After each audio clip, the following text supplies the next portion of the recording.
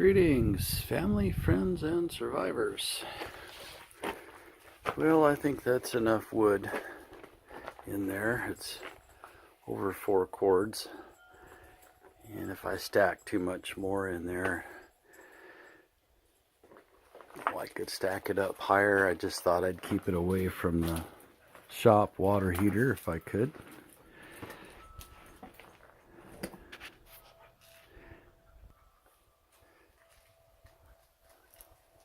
Well, there's about half a cord sitting over there by the splitter that I could fit right here, but I have a friend who is completely out and not ready for the winter at all. I've been taking him slash off the sawmill, but he's a elderly man, disabled, and he needs help getting it cut into pieces and stacked in the shed. So we'll give him that pile over there, and we're getting ready to batten down the hatches for the winter, and everything in here is ready to go. Oil is changed on the 2 generators, and of course there's the booster 12-volt generator there for starting tractors and vehicles and such, and the DC generator is set up, ready to go. The diesel's been serviced and the fuel tanks are full, and probably won't need that until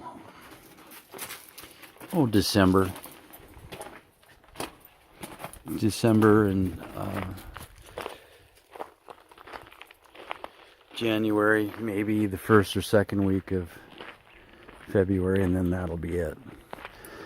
But what Gibbs and I have been doing is working on a kennel, because we had to take the other kennel down so I could remove the trees. There's a stand of firs behind the house that had dead tops. So we took those out, and now we had to put the kennel back up. So we grabbed the tractor, and the auger there just makes fast work. The older you get, the more the post hole digger is, well, you lose sleep is what happens. But that'll punch a hole down through there, roots and all, no complaints. And so rather than driving T-posts in, I had the 4x4s already milled and dried, and I just charred the bottoms in good with a torch, punched a few holes in, and the gate for this is up in the shop ready to be hung, and put a rope up here so discourage Gibbs from climbing over the top, which I don't think he will. And then there's the dry shelter for him under here. All our homestead dogs have lived under here, and you get about 10 inches of nice pine shavings, and it's a nice dry, out of the wind place to be when the weather is bad. And that'll give me a chance to get to town more than just 4 hours. What we've been doing is, since Blue is gone, Blue was going to be training Gibbs and taking care of Gibbs and making sure he stayed home and all that. Well, Blue has passed on, so that responsibility fell to me. Well, we put Gibbs in the kennel in the living room, and it's just not good to leave him in there more than 4 hours. He's okay, it's just I don't like it. And so if I go to town, you know, it's a long drive to town, and trying to round trip everything in a 4-hour window is just really hard, and it limits what we can do. So this really needed to get done. And then next year we're taking that deck out, and we're going to extend the upper roof over this deck and put the translucent light panels for roofing. and then another stairway coming off of this deck to have access to the dry storage underneath the dining room, and that's where all the dry goods go. It's a rodent-proof area, but it's the coolest place in the summer, and where you put stuff that you don't worry about it freezing can go in there. And so canning jars and your Mylar buckets full of grain and that sort of thing can all go under there. But the deck, especially being on the north side of the house, this is the second deck that's been here since we built the house, and they just rot away to nothing after about 15 years. Unless you can put a roof over them. Well, all the other decks now all have roofs, including the outside stairway has a roof over it.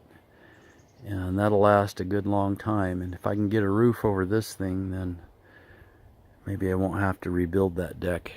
Just do it one more time and be done. And Carol would like to finish the bats on the outside of the house and finish the bats here on the end of the house.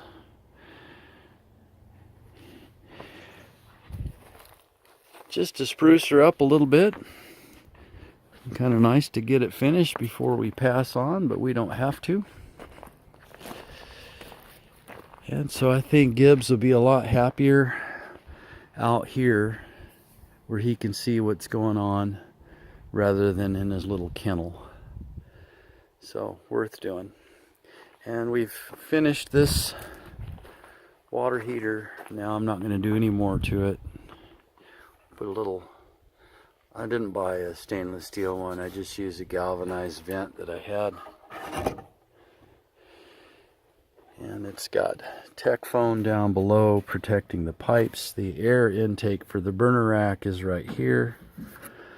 And you can hold your hand right here indefinitely. It doesn't get so hot that you have to move your hand, so there's no real risk of fire here.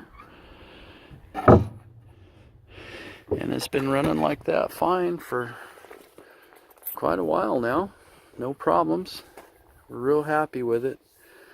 I think I'll do a video showing the difference between a whole house electronic controlled one versus those eco-temp type that you get that are really made for outside showers. It is such an amazing difference. Having one where it controls the temperature and you get full volume and your temperature doesn't change. That's pretty nice. They're a lot more money than an eco-temp. Those eco-temps are $250 probably. And with all of the back flushing valves and everything involved with this one, I probably have $900 into it, but worth it. Trust me. It is worth it to just put the right one in and be done. Because after all, I'm not camping. I'm living here. I don't want to feel like I'm camping. I really don't. All right. So enough gabbing. Just thought I'd share with you some of the things that Gibbs and I have been doing in between me kicking the ball for him.